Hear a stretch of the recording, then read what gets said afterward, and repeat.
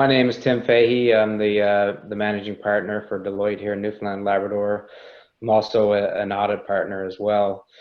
And it's my pleasure and my colleagues' pleasure to join you all today here during today's session. It's great. We're just chatting before we joined. It's great to have the opportunity to connect with the business community. Obviously, we're spending a lot of time with our clients right now, but it's nice to have the opportunity to connect with the broader business community as well. And hopefully you'll get some things out of this session today that'll help you get through what we know is a challenging period for all of us. Our theme today is leadership with resilience. Respond, recover, thrive. As a firm, we've spent a lot of time as a firm, and these are the three principles that we think are very critical in helping organizations get through a crisis. And no doubt this is a major crisis, not only in our province and throughout Canada, but throughout the whole world. And you'll hear a lot about these themes as we walk through our presentation today. I think one thing to think about is not every company needs to be in the same position. Things change. Some companies may be in different stages of those three things. But as we chat through today, I just want you to think about where your company is, where do you want to get to, and maybe think about how do you take some of this information today and apply it to your own business. You know, at a real high level, if we think about those three themes, I mean, respond is kind of the immediate, the present term when a crisis hits, and it's really about managing the continuity of your business, and sometimes we just, maybe survival. As you move into the recover stage, it's more about the medium term, applying the learnings that you have to date and focus on trying to emerge a little bit stronger as a business. And then as you move into thrive, it's preparing for and shaping your business to thrive in a new environment and really looking at the longer term. And I think we can all say that the new environment will look different than what it looked like before. One thing we acknowledge is it is challenging at times to think about the medium and the long term, especially when you're in the respond phase. And these are challenging times, and a lot of times it's really about the present. But I think one of the things we want to highlight for people today is it's totally acceptable to be focused on the present, absolutely, and at times that's critical. But at the same time, if you can think of some things or try to park a little bit of time when possible to think about the medium and the long term, we certainly think that'll help organizations that are really successful in getting through this as well. So just to introduce a couple of my colleagues that'll help us through this today. So we've got Katie Rogers. Katie's our tax and legal leader for Atlantic Canada. And we've got Brian Stewien. He's our Canadian working capital leader for Deloitte. So Katie and Brian, we were chatting earlier, they've done, I think, 4 or 5 of these sessions now. They got a couple more this week. And Brian has done a ton of these throughout Canada. And really, my goal will be just to let them present a lot of the material they got. They've got some great material and I think information that'll help all you guys as business owners and entrepreneurs. And we'll let them present their insights and it'll be interesting for me. I seen them present about a month ago. And if you can think about how different the world is now in a month, I mean, as we all know, as days go by, things change drastically. So, they've got a month of doing a lot of presentations and talking to their clients. So it'll be great to hear their insights and the things that they're hearing as time goes on. So without further ado, we'll jump right into that. So, Katie, from a tax perspective, I guess, what are companies doing to optimize cash from a tax perspective? Yeah, so Tim, a lot of companies, as you would expect, are facing considerable cash constraints as a result of COVID, drop of business, inability to collect on some of their accounts. So a lot of companies are turning their attention to their tax situation to see if there are opportunities to either recover taxes that have previously been paid or ways to minimize any future outflows of cash. So we actually pulled a team together across the country to brainstorm, like, what ideas do we have that we can share with our clients to help them maximize their current cash, minimize any cash that's going out. And we also have a whole group that's been focused on government funding. And then when we when we go beyond that and go beyond like cash matters right now, we start to think about the long-term planning. To your point about once we look to the thrive phase, there are some things you could be considering now that will help to protect and preserve long-term wealth for the shareholders and within corporations. So I'm going to talk about those 4 buckets today. To start out, we'll talk about how you can maximize cash now. What are some of the things you can do currently? And one of them is the recovery of prepaid taxes.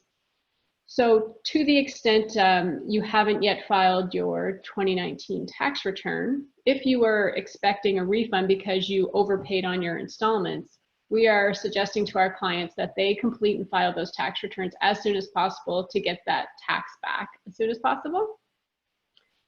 The second idea is with respect to current losses. So a lot of companies may have been profitable in last year and the couple of years before that, but are, because of the losses they're suffering this year, when they do file their tax return, they'll be able to carry those losses back and recover taxes paid in other years.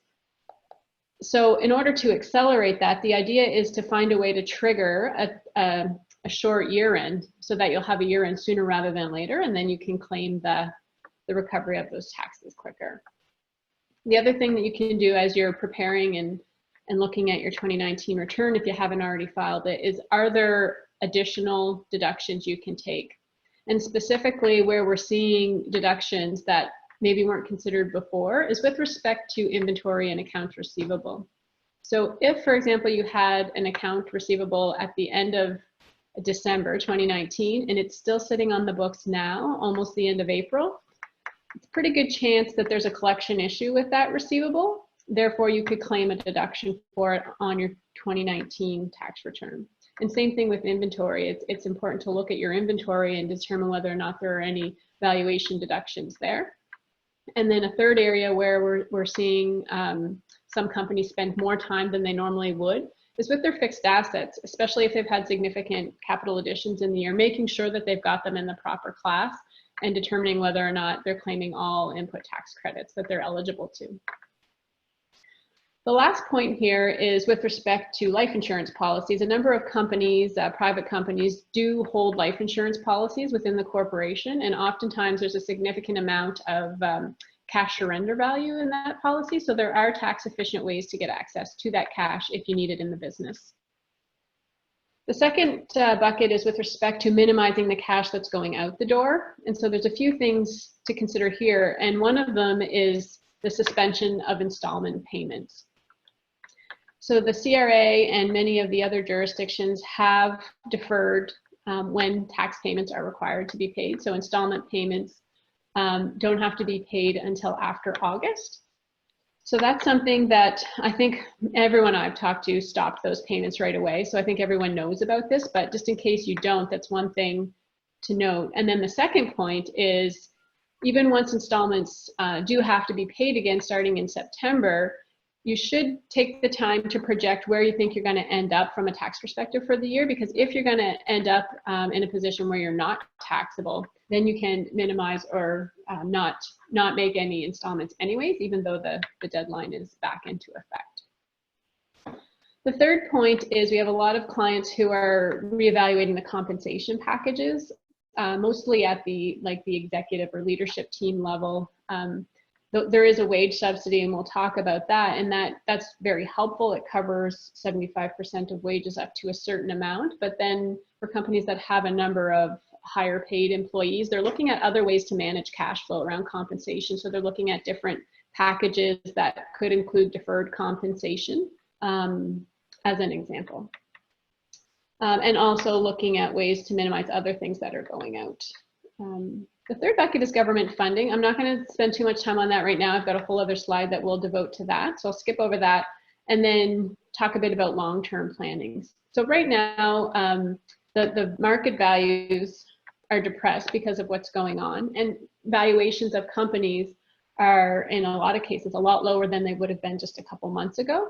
So what a lot of private companies are doing is doing a refreeze where there's estate planning that has been done in the past to take advantage of the lower values. And those who were contemplating it or thinking about it, now is the right time to do that. We also see a lot of our clients looking at the retained earnings that have built up in their companies and paying those amounts up to shareholders or to holding companies in order to protect the wealth of the company. And then the third point is, to the extent you have a number of intercompany loans, it's really important to make sure that those loans are secured. A lot of times companies don't take the time to secure the intercompany loans, but it's really important to make sure that you do that on a regular basis.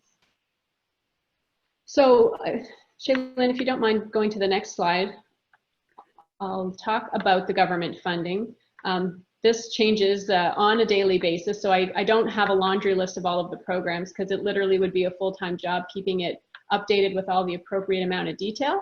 But what I like to do is categorize all of the different programs and incentives into 5 buckets, because effectively they all fall into one of these 5 things. And the first one are those measures that help companies improve their cash flow. So a lot of these are the programs that allow for deferrals to help companies immediately improve their cash flow. The second grouping is what I call savings. So these would be true savings to companies, like the subsidies, the credits, the grants. The third one is access to financing. So these are programs where companies can get access to working capital loans or guarantees for loans. And the fourth one is administrative relief. So examples of like extension of filing deadlines, for example, for income taxes or other things fall into this bucket. And then the last one are those measures that are for employees. A few things that I will highlight, the ones that I'm seeing a lot of people take advantage of are the income tax deferrals, as well as workers' compensation deferrals. So I think most provinces have deferred those. There's been a lot of property tax deferrals.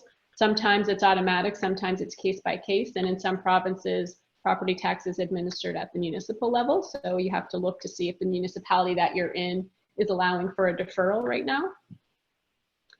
In terms of the subsidies, the one that we're hearing about the most, of course, is the wage subsidy, where it provides 75% of wages paid up to $847 a week if the revenue test is met. And the revenue test is that a business has experienced a decrease in revenue of 15% in March compared to March of last year, and then 30% in April and May. That program opened up, applications were able to be submitted on Monday of this week, and as of yesterday, we had heard that 44,000 applications had been submitted. So it's a very popular program, and a lot of companies are very dependent on that subsidy. Another one that was announced very recently is the Canada Emergency Commercial Rent Assistance. So this one allows for a forgivable loan to be given to property owners or landlords to the extent that they reduce the rent by 75% for their tenant. So the way that it effectively shakes down is that the tenant will continue to pay 25%. The landlord will receive 50% of a forgivable loan. So basically the government is paying for 50%, and then the property owner would cover the other 25%. So to be eligible for that, the tenant has to be a small business. The monthly rent has to be less than $50,000. And the tenant has to have closed because of COVID or is suffering a revenue decrease of 70% or more. That program is going to be administered through the Canada Housing and Mortgage Corporation, and more details should be forthcoming very soon. And that one is very focused on small business. So we're hearing that there could be another program that's more broad to incorporate larger businesses as well.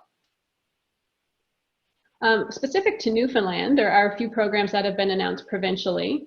There's the deadline extension for fuel tax exemption permits and aquaculture licenses. There's also the extension of fish processing and fish buyer licenses. The workers' compensation premiums in Newfoundland have been deferred for 3 months, so April, May, and June. No payments are required until July.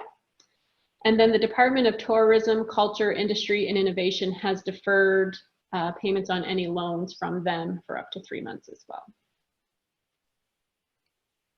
Excellent. Is there anything else, Katie, from your perspective? Or? Well, I thought it might be helpful to share with this group some of the frequently asked questions that we're getting on the wage subsidy, where it is one that can be a significant amount of money to folks. And in my earlier presentation that you would have attended, Tim, a month ago, I spent a considerable amount of time going through what the rules were with respect to the wage subsidy, but I expect most people sort of understand the program now, have been working through it themselves. So I thought it might be more useful to just focus on what are the key questions that still continue to bubble up. Does that make sense? Yeah, no, and I'm sure this is probably one of the hottest topics. I mean, certainly from our tax team, I think this is what they're hearing a lot about. So that'll be great. Thanks. For sure. Yeah. So I just sort of jotted down some of the things that I'm constantly getting asked. So one of them is, first of all, is there an overall limit on the wage subsidy? So I actually should clarify that point. There are two wage subsidy programs. The first one that was announced is called the Temporary Business Wage Subsidy, and that subsidy is for 10% of wages, and it does have a maximum cap per employer of $25,000. That one doesn't have a revenue test, but it's only open to a smaller group of people, including companies that are able to claim the small business deduction. So then the government introduced the Canada Emergency Wage Subsidy, which is much broader, and it doesn't have a limit on the type of corporation that can apply, other than it can't be a public sector entity. And that one does not have an overall cap. So that's important to note. There's no overall cap. I also get asked a lot if employers are required to pay the other 25%, and if they're going to have to prove that they're unable to if they don't pay it. And there is nothing in the legislation that would require the company to do it. The government is strongly encouraging companies, if they can, to pay the other 25%, but there's no legislative requirement to do so. I also get asked a lot if companies will be required to show that their decrease in revenue is directly correlated with the COVID-19 issue. But again, there's no legislative requirement to show that. So as long as you meet the revenue test, it doesn't matter what is causing it, you would be able to claim the subsidy. Now, having said that, I have had a few discussions with clients about the reputational and ethical issues that they might have with claiming it if they don't meet it. Some of them want to honor the intent of the program, and some of them are choosing not to claim it, even though they technically would qualify. I also get asked if non-arm's length employees are eligible for the subsidy, and they are in fact eligible for it, but there are a couple key things to remember. If the individual who's non-arm's length, like a shareholder, for example, or an owner, was not on the payroll prior to March 15th, you can't put them on the payroll just for the purposes of claiming the subsidy. And if they were on the payroll, you can't increase their earnings just to get a higher subsidy. So those are the two tricks around non-arm's length employees. Also, lots of questions about the types of revenue that get considered when doing the revenue test. The initial announcement when it came out clearly said that income on account of capital was not to be included, but that is no longer on CRA's website, and it's not in the legislation either. So the legislation defines revenue as inflow of cash, receivables, and other consideration with respect to ordinary activities. And it doesn't specifically exclude investment income or income on account of capital.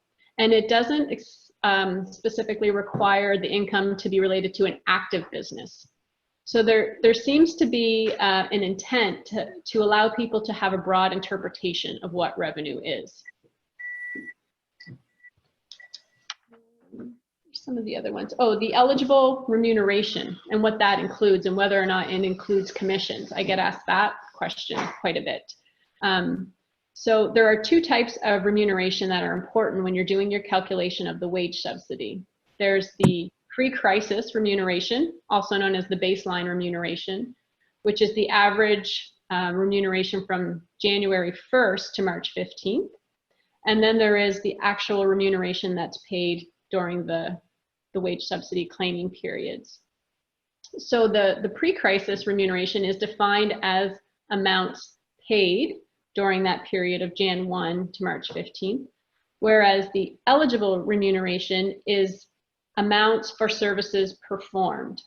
And so the distinction there is best best shared using an example. So the distinction is the paid versus for services performed or for work performed in the period. So let's take the example of someone who earned a commission in the last week of, let's say like February, early March, but it didn't get paid until after March 15th. So for purposes of the pre-crisis remuneration, the amount has to have been paid. And because those commissions, although they were earned, they weren't paid, they're not part of the pre-crisis remuneration.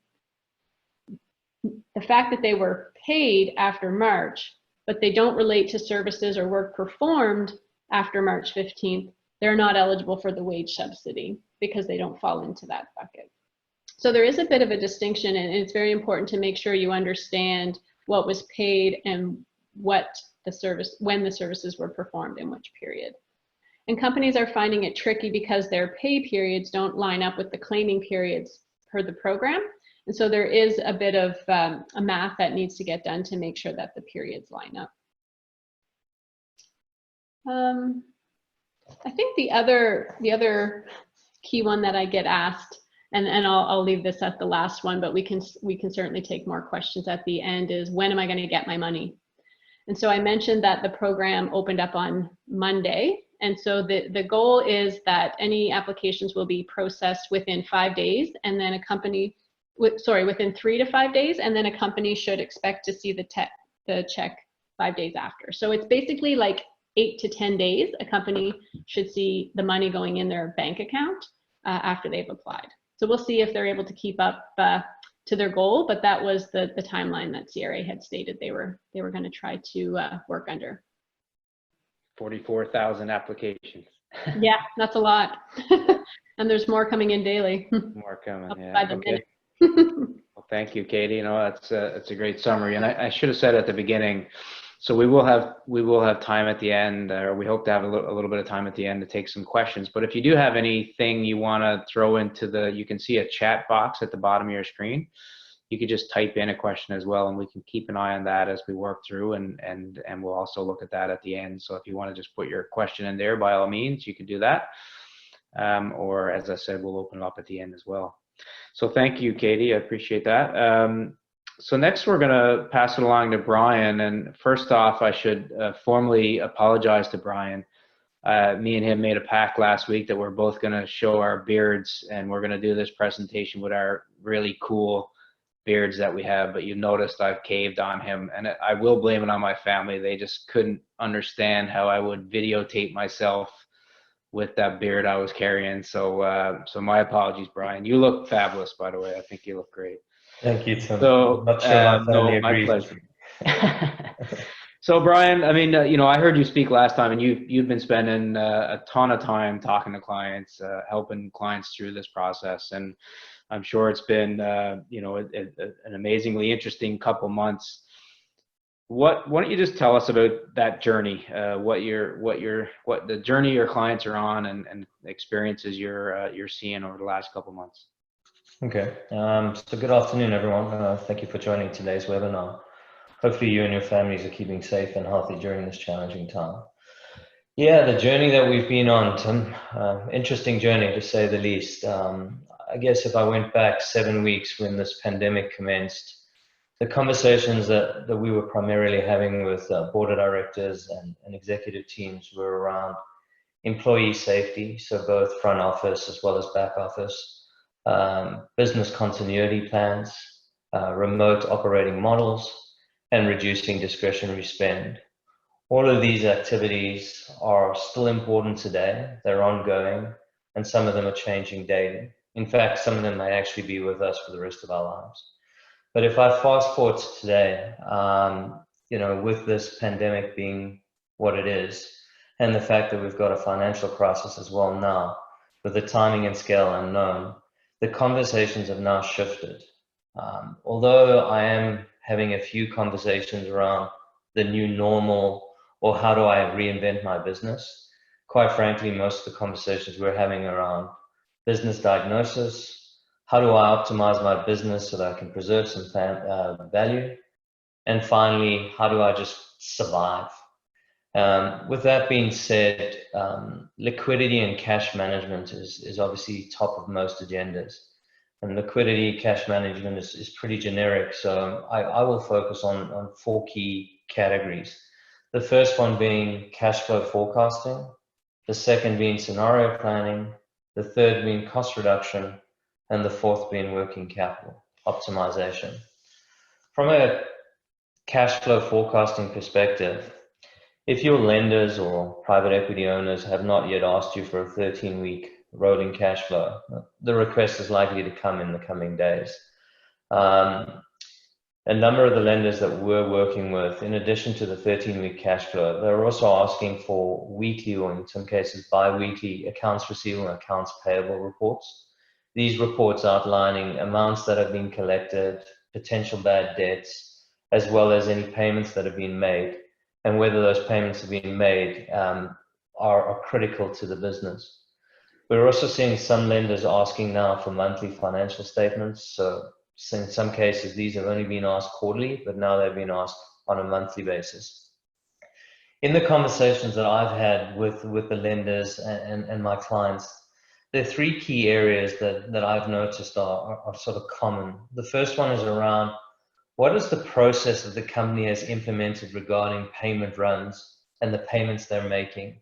So the frequency of it, who are they paying? Are they collecting funds before they're making payments?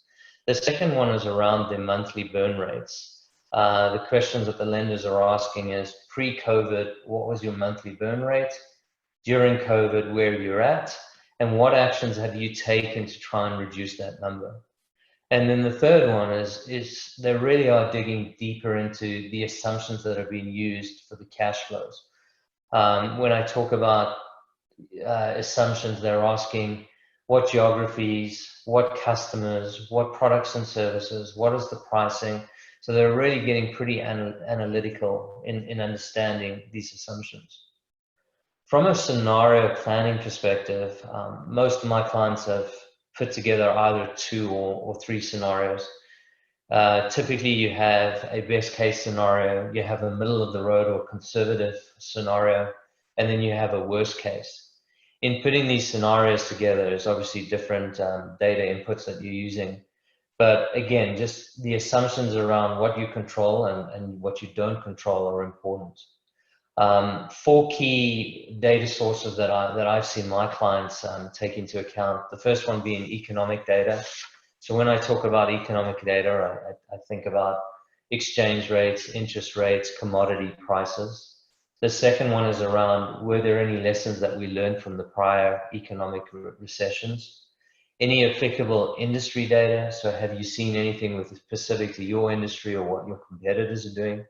And the fourth one, which is pretty interesting, is around consumer behavior. So what are your customers or your consumers doing differently? How are they buying? Are they buying online, or are they still coming into your store? So taking that into account is important as well.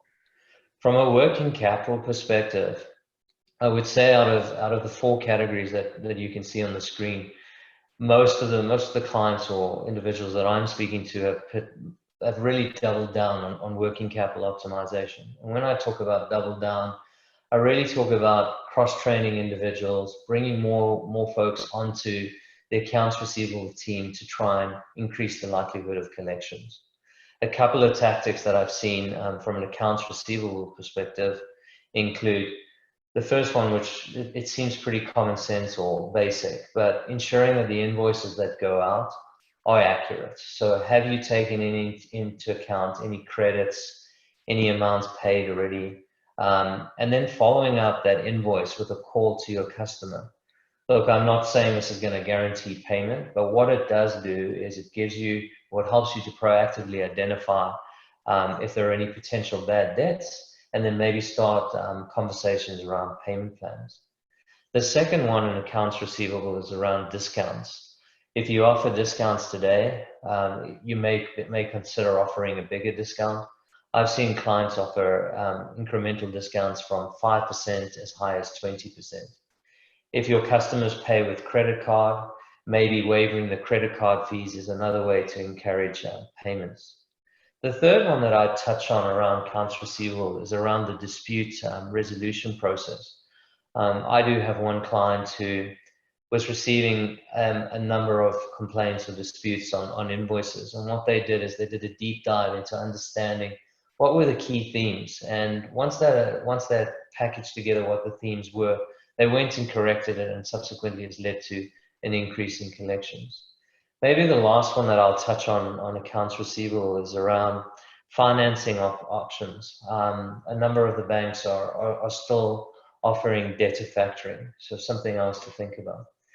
If I move to inventory, the discussions that I'm having with our clients, the first one is around slow moving or obsolete stock. The clients are offering discounts on these, or even hosting them on e-auctions to try and drive sales. If you're in the position where you can repurpose your inventory, that's another opportunity to think about. You know, we've all read and seen in the news, a number of manufacturing companies have shifted their operations to PPE. We've also seen within the food sector how food that was destined for the food services businesses like the restaurants and bars, etc., has now been repackaged, relabeled, and has been sold in independent stores or your major grocery retailers.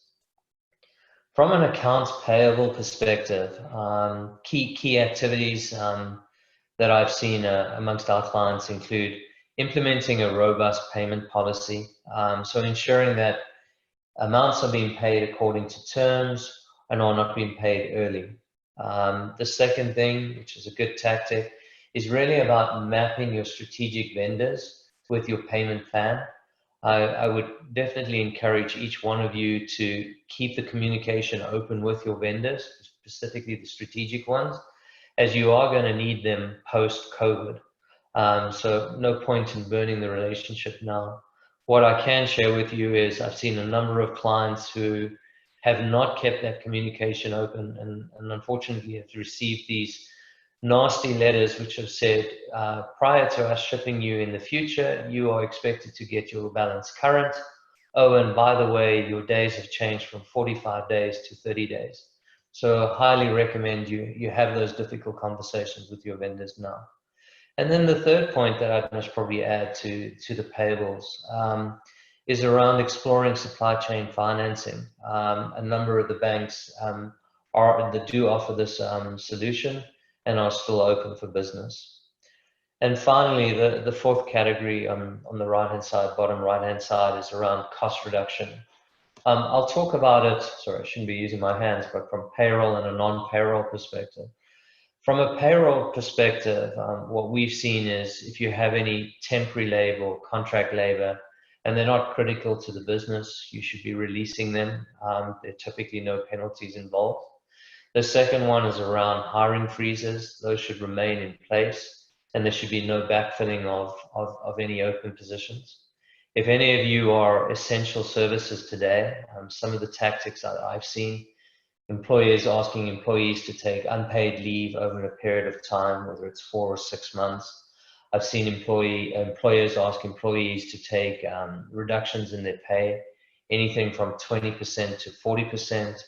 I've seen staggering of shifts, reduction of hours from 40 hours to, let's say, 28 or 32. So really keeping people employed, but asking for some sacrifices. As business owners, I would say to you, just be very careful with your employee decisions. You need to be mindful of social media. You need to ensure as owners or executive teams are also feeling some of the pain. So any incentives or bonuses or increases should be delayed. Other tactics that I've seen from a payroll perspective is around learning and development. If the training is not critical to the business right now or for the coming months, many of our clients are postponing that. We've also seen scenarios where defined benefit contributions, defined pension plan contributions are being deferred. So those are just a couple of ideas from a payroll perspective. If I jump to the non-payroll, as I mentioned, 7 weeks ago, most of our clients were really just reducing the discretionary spend. well, unfortunately, this pandemic has gone a little bit longer than most of us expected. So a deeper dive into your spend is needed. And what I am seeing is clients are looking at both their fixed and their variable spend.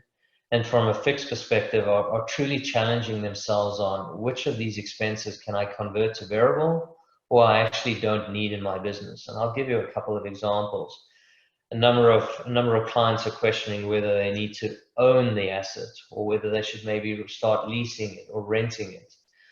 Some of my clients in the retail sector have started to question whether they need to have their own sales reps. Would it be better to go to the broker model?